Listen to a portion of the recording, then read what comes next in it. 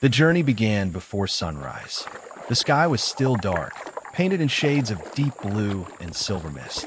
My friend and I packed the last of our supplies: ropes, shovels, lanterns, and an old map wrapped in cloth.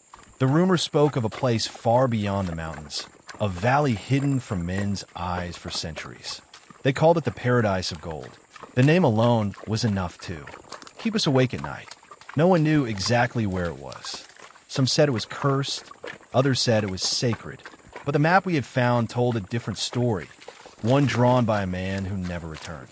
That was reason enough for us to follow. We left the last village behind, walking through cold fog that clung to our boots. The path was narrow and overgrown. Every step forward felt like stepping back in time.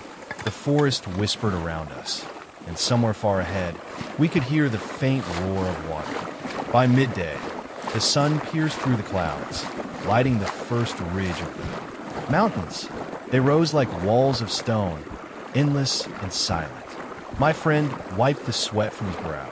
"If there really is gold there," he said, "it must have wanted to stay hidden." I smiled, though my legs already burned from the climb. The trail twisted upward. Loose stones slipped beneath our feet.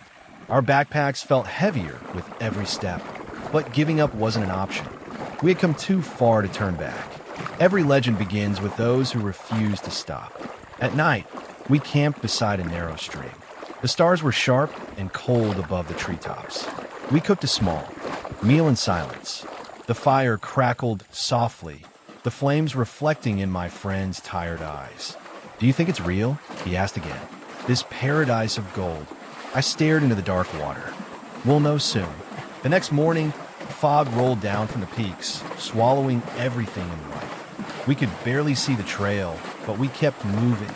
The air smelled of wet moss and stone. Hours turned into days.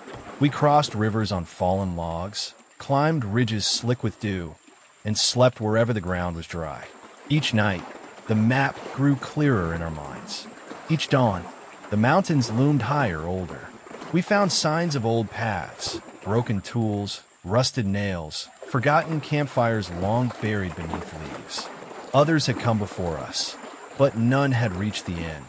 On the fourth day, we reached a pass that opened into a vast valley. A golden light shimmered far in the distance, though the sun had already set. "There," my friend whispered. "That must be it. The Paradise of Gold." We descended slowly, the air growing warmer as we went. The stream beside us glowed faintly under the moonlight. When we reached the valley floor, the sound of rushing water filled the air. The stream widened into a river that shone like molten metal. I knelt beside it, scooping up a handful of water. My heart stopped. Tiny golden flakes floated across my palm. Real gold, flowing like dust in sunlight. We followed the river upstream. The glow grew stronger with every step. The cliffs around us sparkled faintly, like they were breathing gold dust. My friend laughed, half in disbelief. "We found it," he said. "After all these days, we really found it." But something felt strange. The deeper we walked into the valley, the quieter everything became. The wind stopped. Even the river's sound dulled, like the world was holding its breath. The golden light pulsed softly beneath the ground. We came upon a wall of stone carved with markings, symbols older than language itself. In the center was a narrow opening, barely tall enough for a man to pass through. The golden river disappeared into it. My friend looked at me. I nodded. We stepped inside. The tunnel was cold and silent.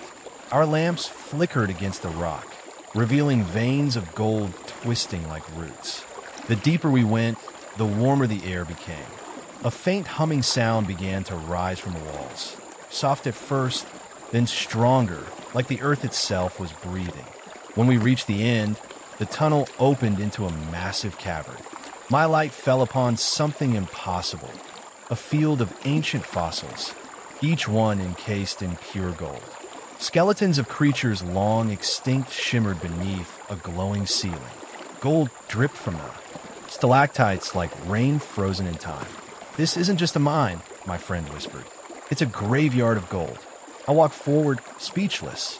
Every surface was alive with color, gold, amber, and light. At the center of the cavern lay a mound that pulsed faintly, as if it had a heartbeat. I brushed away the dust and saw it.